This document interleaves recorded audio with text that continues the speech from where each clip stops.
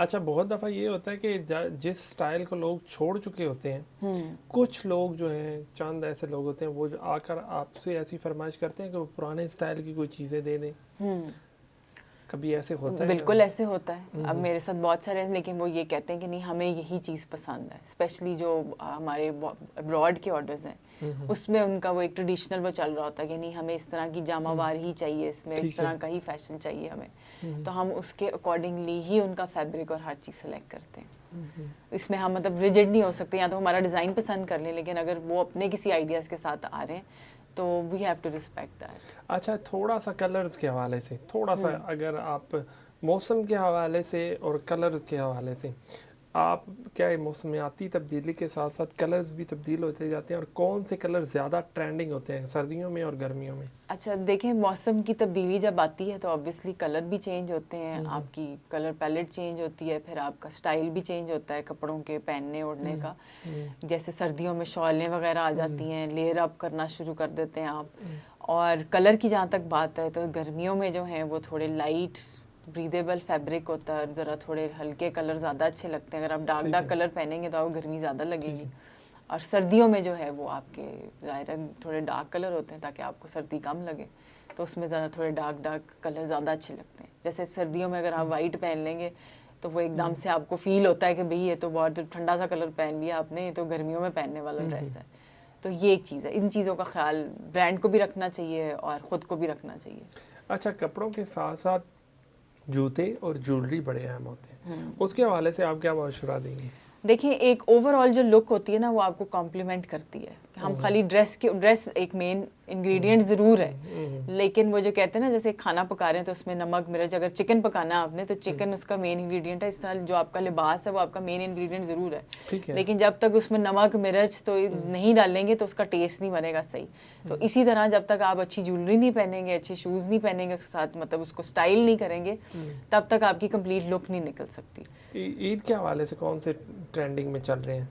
इस ईद के हवाले से, इस ईद के हवाले से तो एक तो मैंने कहा कि थोड़े फैंसी आप बनाएं ड्रेसेस, क्योंकि मौसम बड़ा खुला मौसम है, वेदर अच्छा है तो प्लेजेंट है, तो आप प्ले अराउंड करते हैं, सिल्क पहन सकते हैं और थोड़े ज़रा सेमी फॉर्मल टाइप ड्रेसेस पहन सकते हैं। और एम्ब्रॉयडर्ड फैब्रिक होना चाहिए क्योंकि इट्स ऑल अबाउट फेस्टिविटी, तो अच्छा मतलब अच्छे काम वाले कपड़े होने चाहिए।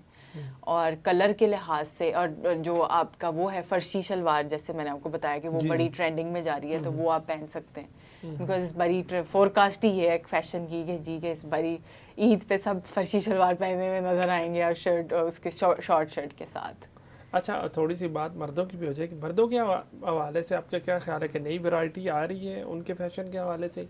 मर्दों के हवाले से तो मैं यही कह सकती हूँ कि उनका थोड़ा ज़रा, आपको मैंने बताया ना मिनिमलिस्टिक फैशन चलता है, तो उसमें थोड़ी ज़्यादा बहुत ज़्यादा चेंजेस नहीं होती, बस जैसे कुर्ता है वो कभी थोड़ा ज़रा फिटिंग वाला हो जाता है, और जो नीचे आप अगर आप देखें जो बॉटम होता है वो उसमें आप ट्राउज़र आप देखेंगे कभी फिटिंग वाला होता है, कभी थोड़ा सा लूज़ हो जाता है, उस टाइप की चीज़ें, अदर दैन शलवार कमीज टाइप वाला सिलसिला। ठीक है।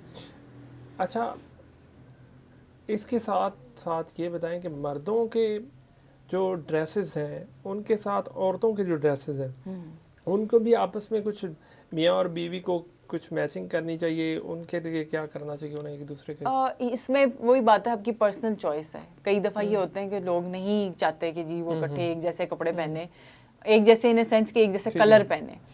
तो अगर आप कंफर्टेबल हैं, आपको लगता है कि ये हम कॉम्प्लीमेंट करेंगे एक दूसरे को, तो आप पहन सकते हैं। और मेरा ख्याल है कि वो अच्छा ही लगता है जब आपने थोड़ा सा कोऑर्डिनेशन के साथ कपड़े पहने हो। ये नहीं कि अगर वो खातून ने कोई फूलों वाला ड्रेस पहन लिया तो बंदे ने भी फूलों वाला ही कुर्ता पहनना है वो प्लेन पहन सकता है, मतलब अपने उसके हिसाब से। अच्छा, गर्मी की आमद है, उसके साथ ये सीन है कि गर्मी की आमद में भारी ड्रेसेस तो आप पहन नहीं सकते। बहुत सारे लोगों को जो है वो शौक होता है फैशन ज़्यादा करने का, चीज़ें ज़्यादा कैरी करने का, तो वो किन चीज़ों को मद्देनज़र रख के कौन सी चीज़ें करके वो सारी चीज़ें उनकी पूरी हो जाती हैं, मतलब वो फैशन भी कर लेते हैं और कपड़े भी भारी नहीं बनते। उसमें ये है कि आपको देखना है कि कोई बहुत चुभने वाली चीज़ें ना हो, ठीक है। और अगर एम्ब्रॉयडरी करा रहे हैं तो वो इतनी हो कि जैसे अभी अक्सर औकात ऐसे होता है कि बहुत शदीद गर्मी होती है तो वो लॉन का एक जोड़ा जो होता है वो पूरा कढ़ाई से भरा हुआ होता है, ठीक तो है। वो इतनी गर्मी में आपको वो जो है वो गर्मी ही लगाएगा।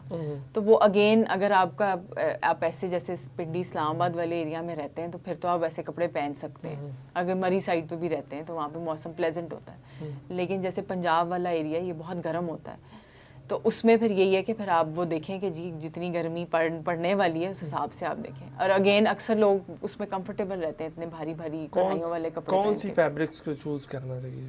देखिए गर्मियों में तो सबसे जो ट्रेंडिंग होती है वो होती है लॉन होती है। इसके अलावा एक और फैब्रिक होता है जो थोड़ा स्लाइटली फैंसी होता है, उसको कॉटन सिल्क बोलते हैं, वो बहुत चलती है। फिर एक कॉटन नेट होती है, वो भी चलती है।